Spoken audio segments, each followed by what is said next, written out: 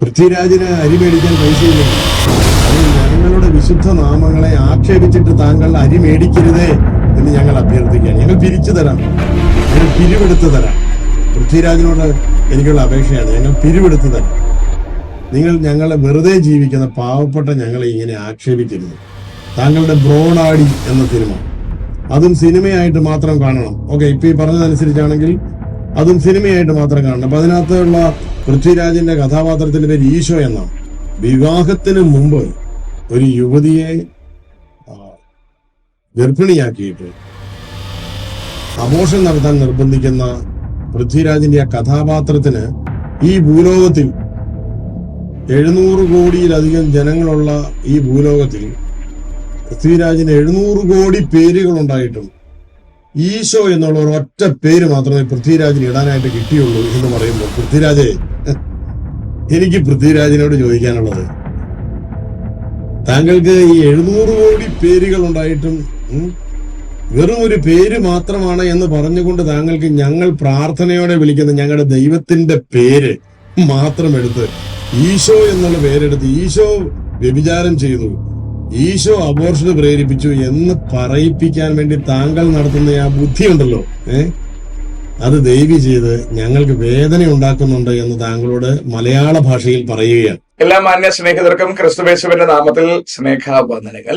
ഇന്ന് മലയാളികൾ ഏറെ അധികം ചർച്ച ചെയ്തുകൊണ്ടിരിക്കുന്ന ഒരു വിഷയമാണ് എമ്പുരാൻ എന്ന ഒരു ചലച്ചിത്രവും അതിനോട് ബന്ധപ്പെട്ട കുറെ ആശങ്കകളും. അതിലൊരു നാമധേയ ക്രൈസ്തവ സഭയുടെ അച്ഛൻ പറഞ്ഞ ആശങ്കകളാണ് നമ്മളിപ്പോൾ കേട്ടത്. എന്ന് പറഞ്ഞാൽ സിനിമയിലെ പ്രധാനികളായ പൃഥ്വിരാജിനോടും മുരളി ഗോപിയോടും സാമ്പത്തിക ഉന്നമനമാണ് നിങ്ങൾ ഈ സിനിമയിലൂടെ ഉദ്ദേശിക്കുന്നതെങ്കിൽ അത് ഞങ്ങൾ പിരിച്ചു തരാം, നിങ്ങൾ ഈ ഉദ്യമത്തിൽ നിന്ന് പിന്മാറണം എന്ന ഒരു ഡയലോഗ് ഒരു സഭാ പുരോഹിതൻ പറയുന്നതിൽ നിന്നും എമ്പുരാൻ സിനിമ അവരുടെ സഭയ്ക്ക് ഏതാണ്ടൊരു പ്രയാസം വരുത്തിയിട്ടുണ്ടെന്നും വേണമെങ്കിൽ ഞങ്ങൾ കാശ് പിരിച്ചു തരാം, നിങ്ങൾ ഇതിൽ നിന്ന് പിന്മാറണം എന്നുമൊക്കെ പറയുമ്പോൾ അതിനകത്ത് എന്തോ ഗൗരവമേറിയ ഒരു കാര്യമുണ്ട് എന്ന് തന്നെ നമ്മൾ മനസ്സിലാക്കണം. ഞാന് സഭയുടെയും പുരോഹിതന്റെയും വിഷയത്തിലേക്ക് ഈ വീഡിയോയുടെ രണ്ടാം ഭാഗത്തിൽ വരാം. ഒന്നാം ഭാഗം കുറച്ച് മറ്റു കാര്യങ്ങൾ കൂടി ഞാൻ പറഞ്ഞുകൊള്ളട്ടെ. ദയവായി വീഡിയോ മുഴുവൻ കേൾക്കാൻ നിങ്ങൾ സന്മനസ് കാണിക്കണം. ഈ സിനിമയെ കുറിച്ച് ഒരുപാട് ഹൈപ്പുകളാണ് വന്നിരുന്നത്. അത് കഴിഞ്ഞ് സിനിമ ഇറങ്ങി അല്പ ദിവസങ്ങൾ മാത്രമേ പിന്നിട്ടിട്ടുള്ളൂ. പല സ്ഥലങ്ങളിൽ നിന്നും അതിന്റെ പ്രതികരണം വരികയാണ്. അതിൽ പ്രധാനപ്പെട്ടത് ക്രൈസ്തവ സഭയുടെ പ്രതികരണങ്ങളാണ്. രണ്ട് രാജ്യം ഭരിക്കുന്ന പാർട്ടിയുടെ പക്ഷത്തു നിന്ന് ചില പ്രതികരണങ്ങൾ വന്നു. അവര് ബോധപൂർവം ഈ സിനിമയെ ഇഗ്നോർ ചെയ്യാൻ ശ്രമിക്കുകയാണ്.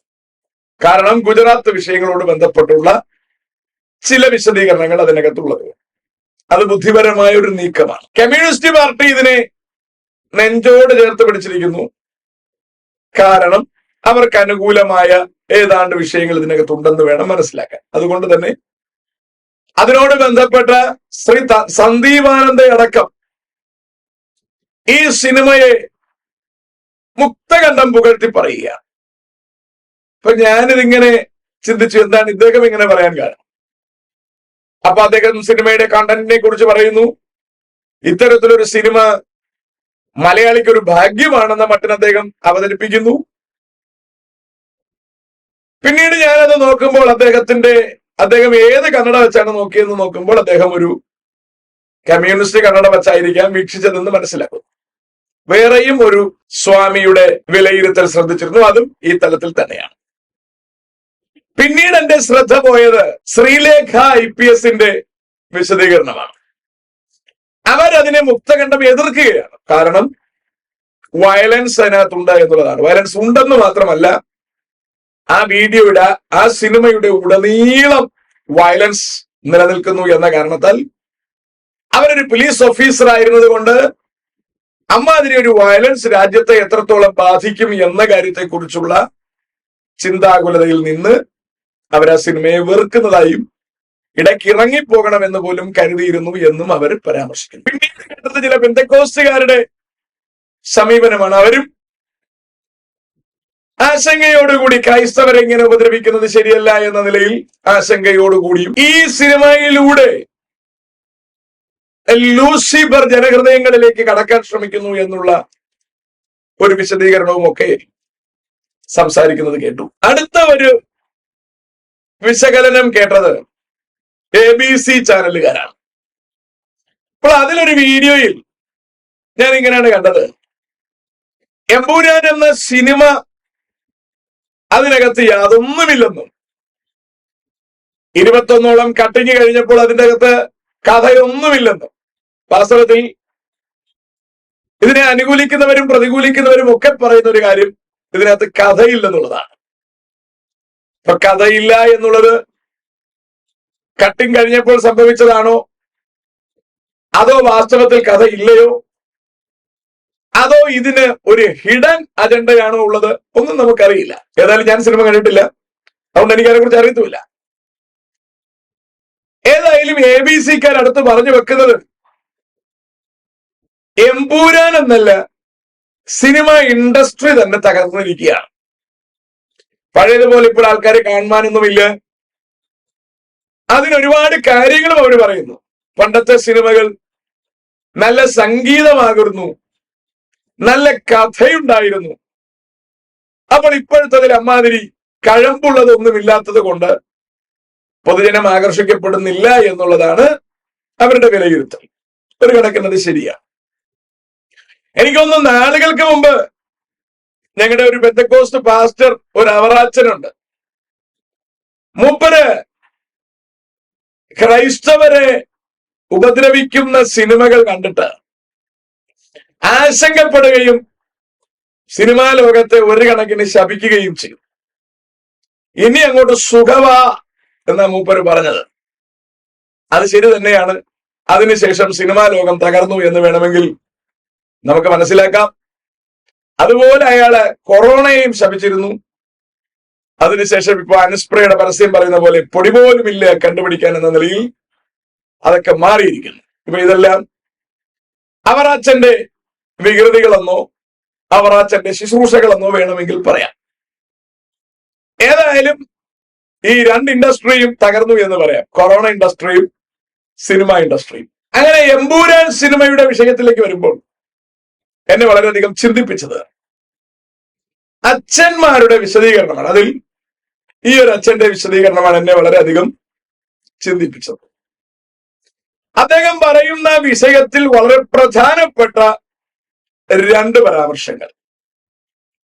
ഒന്ന്, ഈ എമ്പൂരാൻ എന്ന സിനിമ ക്രൈസ്തവരെ അവഹേളിക്കുന്നു എന്നും ഇമാതിരി അവഹേളിക്കുന്നതിൽ ഞങ്ങൾക്ക് പ്രയാസമുണ്ടെന്നും അതുകൊണ്ട് പൈസയാണ് നിങ്ങൾ ഉന്നം വെക്കുന്നതെങ്കിൽ അത് ഞങ്ങൾ തരാം, നിങ്ങൾ ഇതിൽ നിന്നും പിന്മാറും. അപ്പോൾ ആ ഒരു സ്റ്റേറ്റ്മെന്റിൽ നിന്നും എനിക്ക് മനസ്സിലായത് ഈ സിനിമ ഇവരെ എന്തോ ഇവരുടെ ബിസിനസിനെ എവിടെയോ പ്രയാസപ്പെടുത്തിയിരിക്കുന്നു.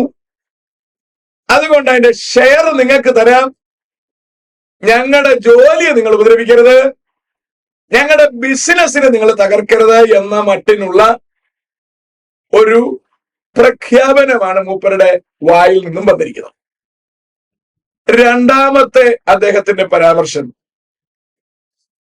ഇതിലേതോ ഈ എമ്പുരാനെ കുറിച്ച് മാത്രമല്ല, നേരത്തെ പൃഥ്വിരാജ് ചെയ്തിരുന്ന ഒരു സിനിമ ബ്രോഡ് ആടി എന്നങ്ങണ്ട് പറഞ്ഞിട്ട് ഒരു സിനിമ.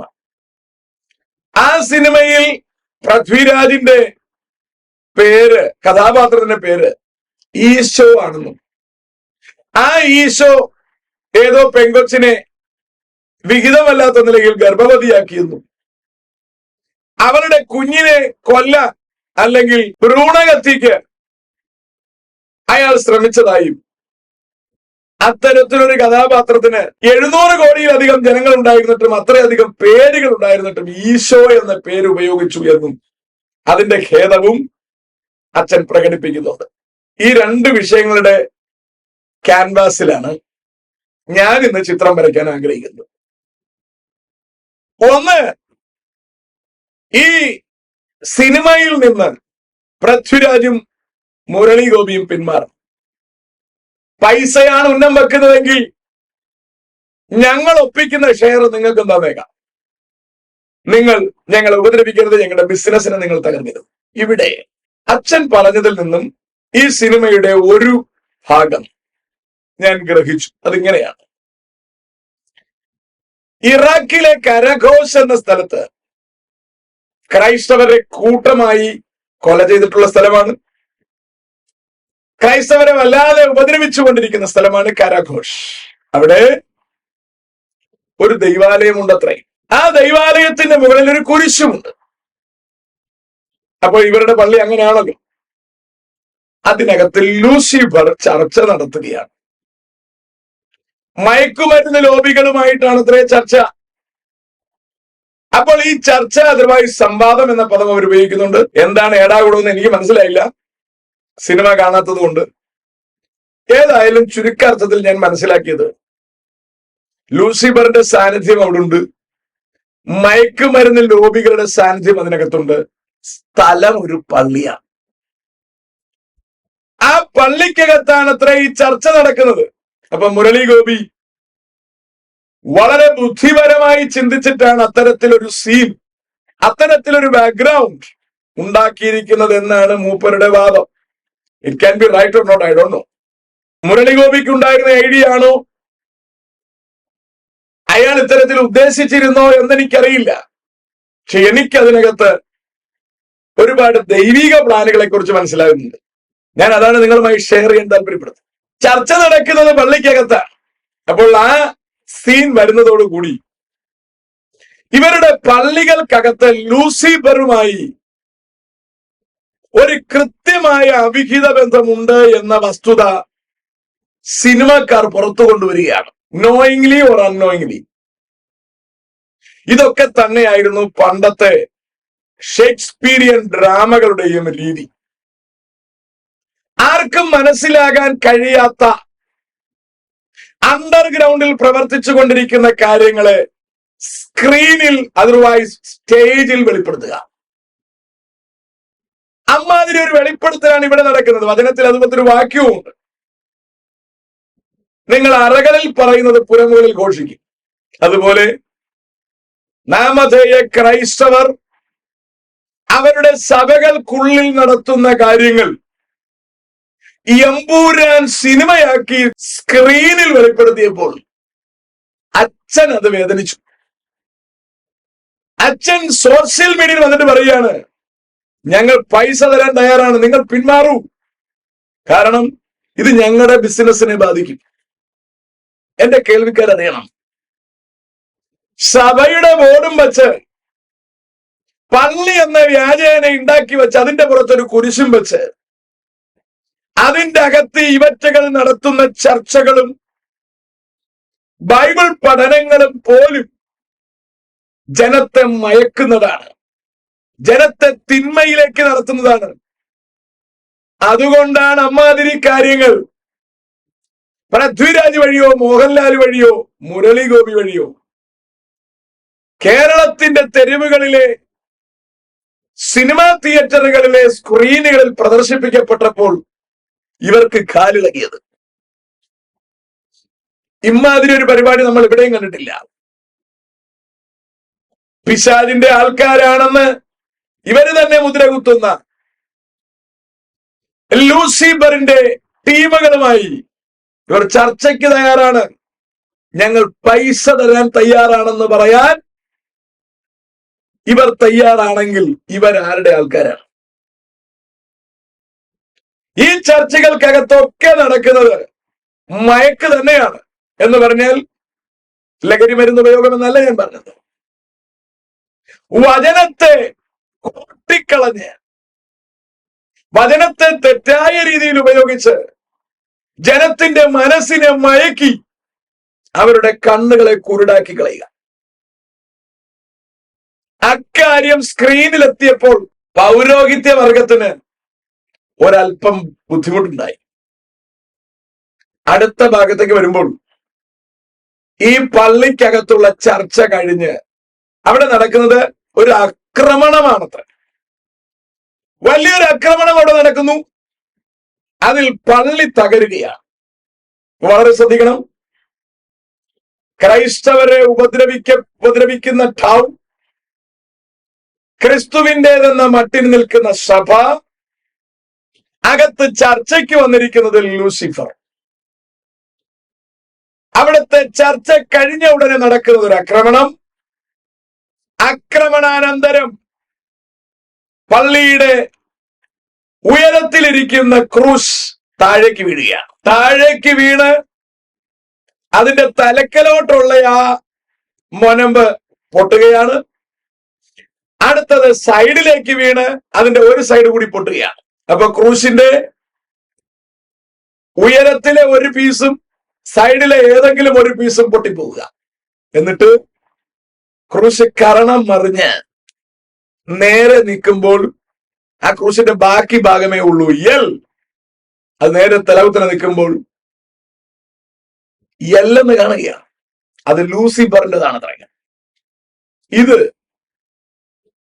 നാമധേയ ക്രൈസ്തവരെ വേദനിപ്പിച്ചു. കാരണം അവർ പള്ളി എന്ന മട്ടിന് വെച്ചിരിക്കുന്നത് ലൂസിഫറിൻ്റെതാണെന്ന് ആരും അറിയാതെ പൊതിഞ്ഞു കൊണ്ടുപോകുന്ന ആ പൊതിയെ പൃഥ്വിരാജും മുരളി ഗോപിയും മോഹൻലാലും അറിഞ്ഞോ അറിയാതെയോ അതിന്റെ കവറ് കീറി.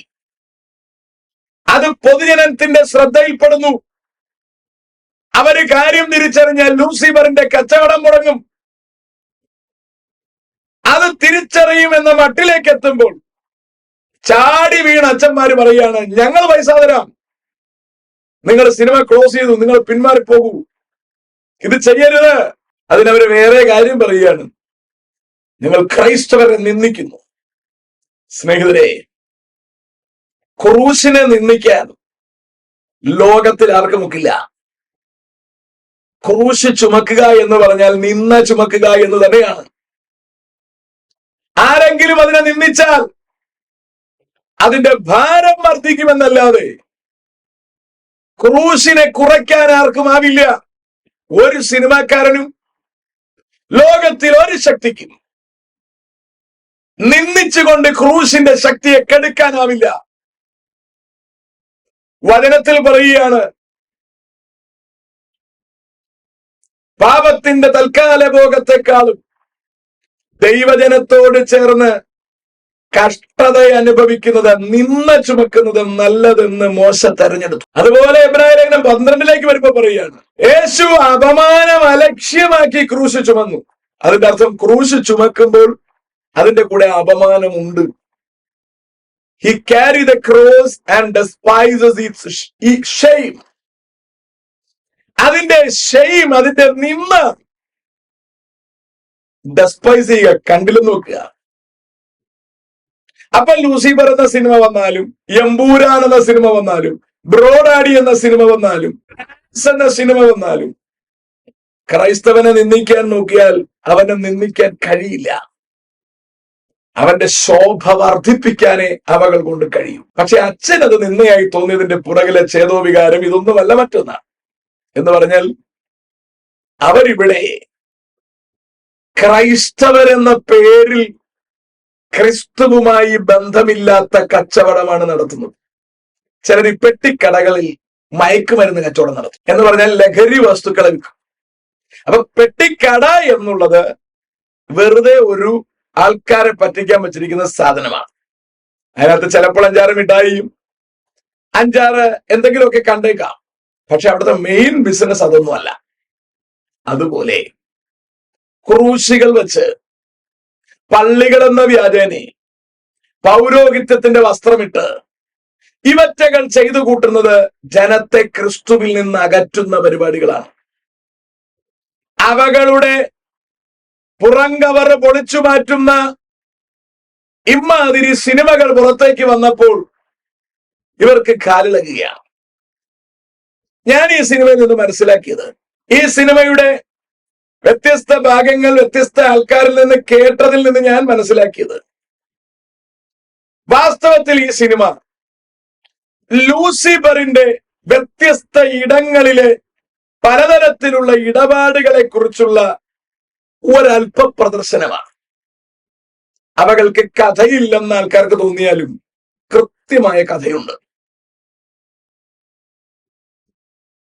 ഹൈന്ദവൻ അല്ലെങ്കിൽ BJP അല്ലെങ്കിൽ RSS എന്ന കവറിട്ടുകൊണ്ട് അതിന്റെ അടിയിൽ എങ്ങനെയാണ് ഇവർ പ്രവർത്തിക്കുന്നത്?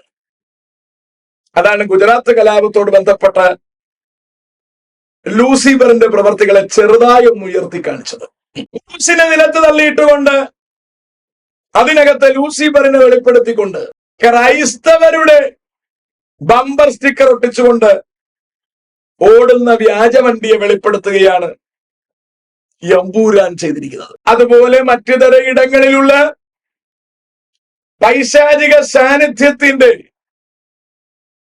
വ്യക്തമായ കാര്യങ്ങളെ കുറിച്ചുള്ള വെളിപ്പെടുത്തലില്ലെങ്കിലും അല്പാൽപമായ തിരശീലകൾ ഉയർത്തി കാണിക്കൽ മാത്രമാണ് ഈ സിനിമയുടെ ഇതിവൃത്തം എന്നാണ് ഞാൻ ഗ്രഹിക്കുന്നത്. രണ്ടാമത്തെ വിഷയത്തിലേക്ക് പോയാൽ 750-800 കോടി ജനമുള്ളതിൽ നിന്നും അല്ലെങ്കിൽ അത്ര തന്നെ പേരുകൾ ഉള്ളതിൽ നിന്നും എന്തുകൊണ്ട് തിന്മയായ ഒരു കാര്യത്തെ പ്രദർശിപ്പിക്കുന്ന ഒരു വ്യക്തിക്ക് ഈശോ എന്ന പേര് കൊടുത്തു? അത് ഞങ്ങളെ വേദനിപ്പിച്ചു എന്നാണ് അച്ഛന്റെ ഭാഷ്യം. ബഹുമാനപ്പെട്ട അച്ഛനോട് ചോദിക്കാനുള്ളത്, നിങ്ങൾ എന്തിന് ക്രിസ്തുവിന്റെ ആളാണെന്ന് മട്ടിലുള്ള കോലം കെട്ടി ക്രിസ്തുവിന്റെ വചനത്തിന്റെ പ്രസംഗകരാണെന്ന് ജനത്തെ തെറ്റിദ്ധരിപ്പിച്ച് എന്തിന് നിങ്ങൾ വചനത്തിൽ ഇല്ലാത്തവകൾ ജനത്തിന്റെ മുമ്പിൽ വെച്ച് കെട്ടുന്നു? ഈ ദിവസങ്ങളിൽ ക്രിസ്തുവിന്റെ ക്രൂശ് മരണത്തിന്റെ ഓർമ്മ എന്ന് പറഞ്ഞ് നിങ്ങൾ ദുഃഖാചരണത്തിലല്ലേ? ഏത് വചനത്തിന്റെ അടിസ്ഥാനത്തിലാണ് നിങ്ങൾ ഇത് ചെയ്യുന്നത്? ക്രിസ്തുവിൻ്റെതെന്ന വ്യാജേന നിങ്ങൾ അന്യ ദൈവങ്ങളുടെ ഇടപാടുകൾ, ആചാരങ്ങൾ ഈ പാവം ജനത്തെ കൊണ്ട് ചെയ്യിപ്പിക്കുകയല്ലേ? നിങ്ങളിൽ വ്യാപരിക്കുന്നത് ലൂസിഫർ അല്ലാതെ പിന്നെ ആരാണ്? ക്രിസ്തു തന്നെ പറഞ്ഞിട്ടുണ്ട്, നിങ്ങൾ എന്നെ ചൊല്ലി കരയണ്ട,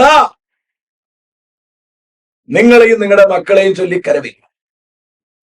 പിന്നെ എന്തിനാ അച്ഛാ നിങ്ങൾ 14 2 മരത്തിന്റെ തുണ്ടും ക്രോസ് ആയിട്ട് അടിച്ചു പിടിച്ച് തോളിൽ വെച്ചും കൊണ്ട് നിങ്ങൾ ഇങ്ങനെ റോഡ് നീളെ കരഞ്ഞുകൊണ്ട് നടക്കുന്നത്? ഇറച്ചിയും മീനും മുട്ടയും തിന്നാതെ നിങ്ങൾ ക്രിസ്തുവിന്റെ ഘട്ടാനുഭവത്തിന്റെ കൂട്ടായ്മയാണെന്ന വ്യാജേന നടത്തുന്ന ഈ കലാപരിപാടികൾ ലൂസിഫറിൻ്റെതല്ലെങ്കിൽ പിന്നെ ആരുടേതാണ്? പറയൂ നിങ്ങൾ. അപ്പൊ നിങ്ങൾ കാണിക്കുന്ന തിന്മകളുടെ പുറകിൽ ലൂസിഫറാണെന്ന് എമ്പൂരാൻ വെളിപ്പെടുത്തിയെങ്കിൽ അത് നന്നായി എന്നാണ് എനിക്ക് പറയാനുള്ളത്. നിങ്ങൾ ആർത്തില്ലെങ്കിൽ കല്ലുകൾ ആർക്കുമെന്ന് വചനം പറഞ്ഞതുപോലെ ആരും വെളിപ്പെടുത്താനില്ലെങ്കിൽ സിനിമാക്കാരെ കൊണ്ടെങ്കിലും കർത്താവ് ഇതിനകത്തുള്ള തിന്മകളെ വെളിപ്പെടുത്തുമെന്നതിന് സംശയം വേണ്ട. എന്തിന്റെ അടിസ്ഥാനത്തിലാണ് വർഷാവർഷം നിങ്ങൾ യേശുവിനെ ക്രൂശിക്കുന്നതും വർഷാവർഷം ഉയർപ്പിക്കുന്നതും? മാസങ്ങൾ ചിലത് അങ്ങോട്ട് കഴിയുമ്പോൾ ഡിസംബർ എത്തുമ്പോൾ നിങ്ങൾ ഒരു ഉണ്ണി യേശുവുമായിട്ട് പുറത്തോട്ടിറങ്ങും. എന്തിന്റെ അർത്ഥത്തിലാണ്? വചനം വിഗ്രഹാരാധന വിട്ട് ഓടാൻ പറയുമ്പോൾ നിങ്ങൾ ഇത്രയധികം വിഗ്രഹങ്ങൾ സീസൺ അനുസരിച്ച് ജനത്തെ പറ്റിക്കാനുള്ളത് ഉണ്ടാക്കി കൊടുത്ത് ഈ ജനത്തെ കബളിപ്പിക്കുമ്പോൾ ഇവകളുടെ പുറകിൽ നിങ്ങളുടെ ചർച്ചകൾക്കകത്ത് നടക്കുന്ന ഈ ഡിസ്കഷൻസ് ലൂസിഫറുമായി നിങ്ങൾ ചെയ്യുന്ന ഡിസ്കഷൻ ആണെന്ന സത്യാവസ്ഥ എമ്പൂരാൻ പുറത്തു കൊണ്ടുവന്നു എങ്കിൽ നിങ്ങൾ അതിന് വിരളി മൂളുന്നതിനാണ്. ഈസ്റ്റർ എന്നുള്ളത് ഇസ്താർ ദേവിയുടെ ജന്മദിനമായിരിക്കെ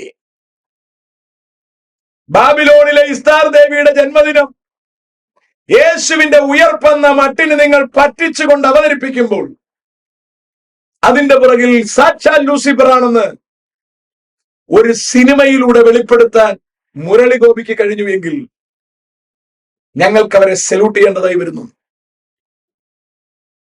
ഇത്തരം വലിയ വലിയ തിന്മകളെ മറച്ചു പിടിച്ച് ക്രിസ്തുവിന്റെ കുപ്പായവും ഇട്ട് നിങ്ങൾ ഈ ജനത്തെ കബളിപ്പിക്കുമ്പോൾ പൗലോസ് ശ്ലീഹൻ പറയുന്നു, സർപ്പം ഹവ്വായെ ഉപായത്താൽ ചതിച്ചതുപോലെ നിങ്ങളുടെ മനസ്സ് ക്രിസ്തുവിനോടുള്ള ഏകാഗ്രതയും നിർമ്മലതയും വിട്ട് വഷളായി പോകുമോ എന്ന് ഞാൻ ഭയപ്പെടുന്നു. നിങ്ങളെ തെറ്റിക്കുന്നവർ കള്ള അപ്പോസ്തലന്മാർ, അവർ ക്രിസ്തുവിന്റെ അപ്പോസ്തലന്മാരുടെ വേഷം ധരിക്കുന്നവരത്രേ. അപ്പോൾ നിങ്ങൾ ചെയ്യുന്ന ഈ പരിപാടികൾ സ്ക്രീനിൽ വെളിപ്പെടുത്തി കാണിച്ചു കൊടുക്കാൻ ദൈവമാണ് മുരളി ഗോപിയെയും പൃഥ്വിരാജിനെയും മോഹൻലാലിനെയും ഉപയോഗിച്ചതെന്ന് ഞാൻ വിശ്വസിച്ചു പോവുകയാണ്. നിങ്ങളല്ലേ ഈശോ എന്ന പേര് പൃഥ്വിരാജിന്റെ കഥാപാത്രത്തിന് ബ്രോഡാടി സിനിമയിൽ ഇട്ടത് ശരിയായില്ലെന്ന് പറഞ്ഞത്? നിങ്ങൾക്കൊരു സ്ത്രീയെ ആരാധിക്കുന്ന, അല്ലെങ്കിൽ ഇസ്താർ ദേവിയെ ആരാധിക്കണമെങ്കിൽ നിങ്ങൾ എന്തിനാ യേശുവിന്റെ മാതാവായ മറിയത്തിന്റെ പേരിൽ അതിറക്കിയത്? നിങ്ങൾ പറയുന്ന ഈ ഒരു പ്രാധാന്യങ്ങളും സാക്ഷാൽ യേശുവിന്റെ അമ്മയായ ജോസഫിന്റെ ഭാര്യയായ മറിയത്തിനില്ല. ഇസ്താർ ദേവിയെ ഇൻഡയറക്റ്റ് ആയിട്ട് ആരാധിക്കാൻ ജനത്തെ പ്രലോഭിപ്പിച്ചുകൊണ്ട് ഈ ജനത്തെ മുഴുവൻ യേശുവിന്റെ അമ്മയാണ് ഞങ്ങൾ തരുന്നതെന്ന മട്ടിനാക്കി ഈ പാവൻ ജനത്തെ കൊണ്ട് ബാബിലോണ്യ ദേവതയുടെ മുമ്പിൽ മുട്ടുകുത്തുകയും ആരാധിക്കുകയും കൊന്തഞ്ഞെക്കുകയും ഉപവസിപ്പിക്കുകയും ചെയ്യുന്ന നിങ്ങളുടെ തന്ത്രം ലൂസിഫറിന്റേതാണെന്ന് സിനിമാക്കാരൻ വെളിപ്പെടുത്തി കാണിച്ചപ്പോൾ നിങ്ങൾ അവർക്ക് കാശ് കൊടുത്തോളാം, ഒതുങ്ങിക്കൊള്ളാൻ പറയുന്നല്ലേ? എത്ര നീചമാണച്ചോ നിങ്ങളുടെ ഈ കച്ചവടം! സമൂഹത്തിൽ ഇന്ന് മയക്കുമരുന്നുകാരും മദ്യമാഫിയക്കാരും ചെയ്യുന്നതിനേക്കാൾ വളരെ ദോഷം ചെയ്യുന്ന വൃത്തികെട്ട പൈശാചികമായ ഒരു ഇടപാടാണ് ലൂസിഫറുമായി കൈകോർത്തുകൊണ്ട് നാമധേയ ക്രൈസ്തവരായി നിങ്ങൾ ചെയ്തുകൊണ്ടിരിക്കുന്നത്. അത് ഈ സിനിമയിലൂടെ ഒരാൾക്കെങ്കിലും തിരിച്ചറിയാൻ കഴിഞ്ഞാൽ, ഒരാളെങ്കിലും നിങ്ങളുടെ കയ്യിൽ നിന്ന് രക്ഷപ്പെട്ടാൽ ഈ സിനിമ കൊണ്ട് ഗുണം ചെയ്തു എന്ന് ഞാൻ വിശ്വസിക്കുന്നു. പുരോഹിതൻ എന്ന കുപ്പായം ഇട്ടിരിക്കുന്ന നിങ്ങളോട് എനിക്ക് ചോദിക്കാനുള്ളത്, നിങ്ങൾ തിരുവഴുത്തിലെ ഏത് വാക്യമാണ് അനുസരിക്കുന്നത്? നിങ്ങളുടെ കുഞ്ഞാടുകളെ നിങ്ങൾ അനുസരിക്കാൻ പ്രേരിപ്പിക്കുന്നത്? തിരുവഴുത്തിനകത്തുള്ള കൃത്യമായ ഉപദേശങ്ങളെ മറച്ചുവെച്ച് വചനത്തിന്റെ പ്രഘോഷകരാണെന്ന് ജനത്തെ തെറ്റിദ്ധരിപ്പിച്ചുകൊണ്ട്, കർത്താവിന്റെ ആൾക്കാരാണെന്ന് പറ്റിച്ചുകൊണ്ട്, ക്രിസ്തുവിന്റെ മാതാവിന്റെയും പേരുപയോഗിച്ചുകൊണ്ട് അതിന്റെ പുറകിൽ അന്യ ദൈവങ്ങളെ റീപ്ലേസ് ചെയ്തുകൊണ്ട് നിങ്ങൾ നടത്തുന്ന ഈ തന്ത്രം ലൂസിഫറിന്റേതാണെന്ന് ജനം തിരിച്ചറിയട്ടോ. ക്രിസ്തു പറഞ്ഞ് നിങ്ങൾ എന്നെ ചൊല്ലിക്കരയേണ്ട, നിങ്ങളെയും നിങ്ങളുടെ മക്കളെയും ചൊല്ലിക്കരവിൻ. അങ്ങനെയാണെങ്കിൽ നിങ്ങൾ ഈ ദിവസങ്ങളിൽ കരയുന്ന കരച്ചിൽ യേശുവിനെ കുറിച്ചല്ല, പിന്നെ നോഹയുടെ മകൻ ശേമിനാൽ കൊല്ലപ്പെട്ട ഹാമിന്റെ കൊച്ചുമകൻ നിമ്രോദിന്റെ ദുഃഖാചരണമാണ് നിങ്ങൾ ഈ നടത്തുന്നത്. ഈ ദുഃഖാചരണങ്ങൾക്ക് ക്രിസ്തുവുമായി ബന്ധമില്ല. ഇത് ലൂസിഫറിന്റെ കൊച്ചുമകൻ നിമ്രോദിന്റെ കൊലയ്ക്ക് നിങ്ങൾ വിലപിക്കുകയാണ്. നിങ്ങളെ വിലപിപ്പിക്കുന്ന ഇവർ ലൂസിഫറിന്റെ ആൾക്കാരാണ്. ഒരു ദിവസം ക്രൂശ് നിലത്ത് വീണ് അതിന്റെ എക്സ്ട്രാ പീസുകൾ പൊട്ടി മാറുമ്പോൾ നിങ്ങൾ തിരിച്ചറിയും നിങ്ങൾ ആരാധിച്ചിരുന്ന ഇടം ലൂസിഫറിന്റേതാണെന്ന്. ചാകും മുമ്പേ, കർത്താവിന്റെ വരവിന് മുമ്പേ സിനിമയിലൂടെങ്കിലും അത് തിരിച്ചറിയുവാൻ ദൈവം ഒരു ഭാഗ്യം തന്നതിനെ ഓർത്ത് മലയാളി ദൈവത്തിന് നന്ദി പറയണമെന്നാണ് എനിക്ക് പറയാനുള്ളത്. 2, നിമ്രോദിന്റെ ഭാര്യ ഇസ്താറിന്റെ അല്ലെങ്കിൽ സെമീറാമീസിന്റെ ബർത്ത്ഡേ ആണ് ഈസ്റ്റർ. ആ ഈസ്റ്ററിനെയും ഈ പാവം ജനത്തെ കൊണ്ട് ആചരിപ്പിക്കുകയാണ്. ജനത്തിനിത് അറിയില്ല, ജനത്തിനിതൊന്നും അറിയില്ല.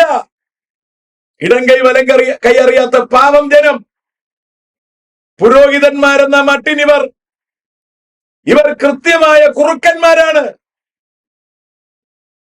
അവർ ക്രിസ്തുവിന്റെ ദാസന്മാരുടെ വേഷം എന്ന മട്ടിന് ധരിച്ച് ലൂസിഫറുമായി കൃത്യമായ ബന്ധം സ്ഥാപിച്ച് ഈ ജനത്തെ ഇവർ പറ്റിക്കുകയാണ്. അടുത്ത് ഡിസംബറിലേക്ക് എത്തുമ്പോൾ ഉണ്ണി യേശുവിനെ കൊണ്ടുവച്ചുകൊണ്ട് നിമ്രോദിന്റെ മകൻ നിനസിന്റെ ആചാരങ്ങളെ ഇവർ റിപ്പീറ്റ് ചെയ്യുകയാണ്. ചുരുക്കി പറഞ്ഞാൽ തിരുവഴുത്തുമായി പുലബന്ധം പോലും ഇല്ലാത്തതും ബാബിലോണ്യവുമായ വ്യാജ ആചാരങ്ങളെ ഈ ജനത്തെ കൊണ്ട് ചെയ്യിപ്പിച്ച് ഈ ചെകുത്താന്മാർ, ഈ കുറുക്കന്മാർ ജനത്തെ തെറ്റിക്കുകയാണ്. അവകളെക്കുറിച്ച് കൃത്യമായ ഒരു വെളിപ്പെടുത്തൽ പേര് ലൂസിഫറിൻ്റെത് തന്നെ പറഞ്ഞിട്ടായാലും, എമ്പൂരാൻ എന്ന് പറഞ്ഞിട്ടായാലും, ബ്രോഡാഡി എന്ന് പറഞ്ഞിട്ടായാലും, ട്രാൻസ് എന്ന് പറഞ്ഞിട്ടായാലും പുറത്തു കൊണ്ടുവന്നിട്ടുണ്ടെങ്കിൽ അത് ദൈവത്തിന്റെ പദ്ധതിയാണെന്ന് ഞാൻ മനസ്സിലാക്കുന്നു. അതുകൊണ്ട് എന്നെ കേൾക്കുന്ന സുഹൃത്തുക്കൾ തിരിച്ചറിയേണ്ടത്, സാക്ഷാൽ ലൂസിഫർ, വചനം പറയുന്നു, സാത്താൻ തന്നെ വെളിച്ചദൂതന്റെ വേഷം ധരിക്കുന്നു എന്നാ പറഞ്ഞേ. അപ്പോൾ സൈറ്റൻ ഹിംസെൽഫ് എന്ന് പറഞ്ഞാൽ ലൂസിഫർ തന്നെ രൂപം മാറി വരുമ്പോൾ അവന്റെ ശുശ്രൂഷക്കാർ രൂപം മാറി വന്നാൽ എന്ത് ആശ്ചര്യം എന്നാ ചോദ്യം. അപ്പോൾ ഇവിടെ ലൂസിഫർ ആ പേരിൽ തന്നെ ചലച്ചിത്രമായിട്ട് നിങ്ങളുടെ മുമ്പിൽ വെളിപ്പെട്ടു വന്ന് അവരുടെ പ്രവർത്തികളെ കാണിച്ചു തന്നിട്ടും നിങ്ങൾക്ക് മനസ്സിലാകുന്നില്ലെങ്കിൽ നിങ്ങൾ ഹതഭാഗ്യന്മാർ, നിങ്ങൾ സാക്ഷാൽ കുരുടന്മാർ. അതുകൊണ്ട് നിങ്ങളുടെ കണ്ണു തുറക്കട്ടെ. നിങ്ങൾ കാര്യം തിരിച്ചറിയണം. കുരിശുകൾ വെച്ച് ക്രിസ്തുവിൻ്റെതെന്ന മട്ടിനെ കബളിപ്പിക്കുന്ന പൗരോഹിത്യ കുപ്പായവുമിട്ട് വചനവുമായി പുലബന്ധമില്ലാത്തത് നിങ്ങളെ കൊണ്ട് ചെയ്യിപ്പിച്ച് ഇവന്മാർ നിങ്ങളെ നടത്തുന്നത് ലൂസിഫറിന്റെ കോട്ടയിലേക്കാണ്. നിങ്ങൾ തിരിച്ചറിയണം. അതുകൊണ്ട് എമ്പൂരാൻ നൽകുന്ന സന്ദേശം സുന്ദരമായ സന്ദേശമാണ്. സാക്ഷാൽ ലൂസിഫർ അവന്റെ അതിക്രമം ചെയ്ത് അതിന്റെ പൂർണ്ണ വളർച്ചയിലെത്തി കലത്തിന്റെ വക്കിലൂടി അത് പുറത്തേക്ക് ഒഴുകാൻ തുടങ്ങിയിരിക്കുന്നു എന്ന് പറഞ്ഞാൽ സിനിമ കാണുന്ന വ്യക്തികൾക്ക് പോലും, സാധാരണക്കാർക്ക് പോലും ലൂസിഫറിന്റെ പ്രവർത്തികൾ എന്തെന്ന് കൃത്യമായി മനസ്സിലാകാൻ പാകത്തിന് ഈ കാലഘട്ടത്തിൽ കർത്താവ് സിനിമാ തിയേറ്ററുകൾക്കകത്ത് പോലും പൈശാചികൻ ആരാണെന്ന് വെളിപ്പെടുത്തി തന്നിട്ടുണ്ടെങ്കിൽ ഇനി നിങ്ങൾ അമാന്തിക്കുന്നത് എന്തിന്? മാനസാന്തരപ്പെടുക. മറ്റൊരുത്തരിലും രക്ഷയില്ല. നാം രക്ഷിക്കപ്പെടുവാൻ ആകാശത്തിന് കീഴിൽ മനുഷ്യരുടെ ഇടയിൽ വേറൊരു നാമമില്ല. ഈ സിനിമയ്ക്കകത്തൊരു ഡയലോഗ് ഉണ്ട് പോലും, ദൈവപുത്രൻ പാപം ചെയ്താൽ പിന്നെ നമുക്ക് ആശ്രയിക്കാൻ ലൂസിഫർ മാത്രമേ ഉള്ളൂ. ദൈവപുത്രൻ തിന്മ ചെയ്തു എന്ന് ഇസ്ലാമിക ഉപദേശം പച്ചയ്ക്ക് കിടക്കുകയാണ്. യേശു ദൈവപുത്രൻ അല്ലെന്ന് അവർ വരുത്തുകയാണ്. അതുവഴി അവർ ജനത്തെ മുഴുവൻ എതിർ ക്രിസ്തുവിന്റെ അല്ലെങ്കിൽ ലൂസിഫറിന്റെ പാളയത്തിൽ എത്തിക്കാൻ ശ്രമിക്കുന്നു. കാത്തലിക്സ് ദൈവപുത്രന് കൊടുക്കുന്നതിനേക്കാൾ അധികം പ്രാധാന്യം യേശുവിന്റെ അമ്മ എന്ന മട്ടിന് സെമിറാമീസിന് കൊടുത്തുകൊണ്ട് ജനത്തെ ലൂസിഫറിന്റെ പാളയത്തിൽ എത്തിക്കുന്നു. മറ്റിതര രാഷ്ട്രീയ മത ജാതീയ സംവിധാനങ്ങളിലൂടെ നമ്മുടെ കേരളത്തിന്റെയും ഇന്ത്യയുടെയും പശ്ചാത്തലത്തിൽ പിശാച് എങ്ങനെ പ്രവർത്തിക്കുന്നു എന്നതിന്റെ നഗ്നമായ പ്രദർശനം ഈ സിനിമയിലൂടെ നിങ്ങളുടെ കണ്ണിൻ മുമ്പിൽ എത്തിയിട്ടുണ്ടെങ്കിൽ എനിക്ക് നിങ്ങളോട് പറയാനുള്ളത്, നിങ്ങൾ ക്രിസ്തുവിലേക്ക് തിരിയണം. ക്രിസ്തുവിനല്ലാതെ ആർക്കും മാനവകുലത്തെ രക്ഷിക്കാനാവില്ല. മാനവകുല ദൈവത്തിൽ നിന്ന് അകന്നുപോയ മാനവകുലത്തെ മുഴുവൻ ദൈവത്തിന്റെ അടുക്കലേക്ക് കൊണ്ടുവരുവാൻ പിതാവായ ദൈവം തന്റെ ഏകജാതനെ ഭൂമിയിലേക്ക് അയച്ചു. God so loved us. അത്രയ്ക്ക് നമ്മളെ സ്നേഹിച്ചു. നമ്മളെ അത്രയ്ക്ക് സ്നേഹിച്ചിട്ട് കർത്താവ് തന്റെ ഏകജാതനെ നമുക്ക് വേണ്ടി അയച്ചു. നമ്മുടെ പാപത്തിന് യേശുവിന്റെ ശരീരത്തിൽ ശിക്ഷ വിധിച്ചു എങ്കിൽ ആരും നിങ്ങളെ പറ്റിക്കാതിരിക്കാൻ സൂക്ഷിക്കണം. ലൂസിഫറുമായി യാതൊരുവിധ ബന്ധവുമില്ലാത്ത ഉപദേഷ്ടാക്കന്മാരെ നിങ്ങൾ കണ്ടു മനസ്സിലാക്കണം. തിരുവെഴുത്തിലേക്ക് നിങ്ങൾ മടങ്ങണം. തിരുവെഴുത്തുകളെ തെറ്റായി വ്യാഖ്യാനിച്ചുകൊണ്ട് ഞങ്ങളാണ് പുരോഹിതരെന്ന് പറഞ്ഞ് വെളിപ്പെട്ടു വരുന്ന നാമധേയ ക്രൈസ്തവരെയോ, ഞങ്ങളാണ് ഒറിജിനൽ പുരോഹിതന്മാരെന്ന് പറഞ്ഞ് മൽക്കീസദേക്കിന്റെ ആൾക്കാരെന്ന് പറഞ്ഞ് ലേവ്യരുടെ പൗരോഹിത്യം എന്ന് പറഞ്ഞ് ജനത്തെ കബളിപ്പിക്കാൻ ഇറങ്ങിയിരിക്കുന്ന TPM-കാരെയോ നിങ്ങളെ കബളിപ്പിക്കാൻ നിങ്ങൾ അനുവദിക്കരുത്. വചനമായിരിക്കണം നമ്മുടെ മുഖമുദ്ര. വചനമായിരിക്കണം നമ്മുടെ ഉരകല്ല്. വചനമായിരിക്കണം നമ്മളെ നിത്യത്തിലേക്ക് നടത്തേണ്ടത്. ബൈബിളിനെ ഭംഗിയായി പഠിക്കണം. ചുമ്മാ എഴുത്ത് മാത്രം പഠിച്ചാൽ പോരാ. അതിന്റെ കോണ്ടെക്സ്റ്റ് പഠിക്കണം. അതിന്റെ എഴുത്തുകളെ കുറിച്ച് പഠിക്കണം. അതിന്റെ ഭാഷകളെ കുറിച്ച് പഠിക്കണം. അതിന്റെ കസ്റ്റംസ് ആൻഡ് മാനേഴ്സ് പഠിക്കണം. അതിന്റെ കൃത്യാർത്ഥം പഠിക്കണം. ആരും നമ്മളെ തെറ്റിക്കാതിരിക്കാൻ സൂക്ഷിക്കണം. ഇത് അന്ത്യകാലമാണ്. അധർമ്മത്തിന്റെ മർമ്മം ഇപ്പോഴേ വ്യാപരിക്കുന്നത്. അധർമ്മത്തിന്റെ മർമ്മമല്ല ഇപ്പൊ വ്യാപരിക്കുന്നത്. അവകൾ വെളിപ്പെട്ട് വരാൻ തുടങ്ങിയിരിക്കുന്നു. എവിടൊക്കെ ലൂസിഫറായും എമ്പൂരാനായും ഒക്കെ ചെകുത്താൻ വെളിപ്പെട്ടു നിൽക്കുന്നു എന്ന്, പ്രവർത്തിക്കുന്നു എന്ന് കൃത്യമായ വെളിപ്പെടുത്തലുകൾ ഇക്കാലഘട്ടത്തിൽ സിനിമാ തിയേറ്ററുകളിൽ പോലും എത്തിക്കൊണ്ടിരിക്കുമ്പോൾ എനിക്കൊരു കാര്യം ഉറപ്പുണ്ട്, കർത്താവായ യേശുവിന്റെ വരവ് അടുത്തിരിക്കുന്നു. കഴിയുമെങ്കിൽ എല്ലാവരും രക്ഷിക്കപ്പെടുവാൻ പാകത്തിന് ആഗ്രഹത്തോടിരിക്കുന്ന ദൈവം സിനിമാ തിയേറ്ററുകൾക്കകത്ത് പോലും പിശാചിന്റെ പ്രവർത്തനങ്ങൾ കൃത്യവും നഗ്നവുമായി വെളിപ്പെടുത്തിക്കൊണ്ടിരിക്കുമ്പോൾ, ലോകത്തിലെ സകല വയലൻസിന്റെയും പിറകിൽ പിശാചാണെന്ന് വെളിപ്പെടുത്തൽ നൽകിക്കൊണ്ടിരിക്കുമ്പോൾ, കുടുംബങ്ങൾക്കകത്തെ പ്രശ്നങ്ങളുടെ പുറകിൽ പിശാചാണെന്ന് വെളിപ്പെടുത്തൽ നൽകിക്കൊണ്ടിരിക്കുമ്പോൾ, അമ്മയപ്പന്മാർ തമ്മിൽ, ഭാര്യ ഭർത്താക്കന്മാർ തമ്മിൽ, തലമുറകൾ തമ്മിൽ, കുടുംബങ്ങൾ തമ്മിൽ, സഭയ്ക്കകത്ത് ഭിന്നത വരുത്തിക്കൊണ്ട് ജനത്തെ മുഴുവൻ ഭിന്നിപ്പിച്ച് നാശത്തിലേക്കും കൊലപാതകത്തിലേക്കും കാരാഗ്രഹത്തിലേക്കും നരകത്തിലേക്കും കൊണ്ടുപോകുന്നതിന്റെ പുറകിൽ സാക്ഷാൽ ലൂസിഫറാണെന്ന വെളിപ്പെടുത്തൽ ഈ നാളുകളിൽ സിനിമാ തിയേറ്ററുകളിലെ സ്ക്രീനിൽ പോലും പച്ചയ്ക്ക് വെളിപ്പെടുത്തി കിട്ടിയിരിക്കെ നിങ്ങൾ ഇനി അമാന്തിച്ചു മാറി നിൽക്കരുത്. രക്ഷപ്പെട്ടുകൊള്ളുക. യേശു നിങ്ങളെ സ്നേഹിക്കുന്നു. May God bless everybody.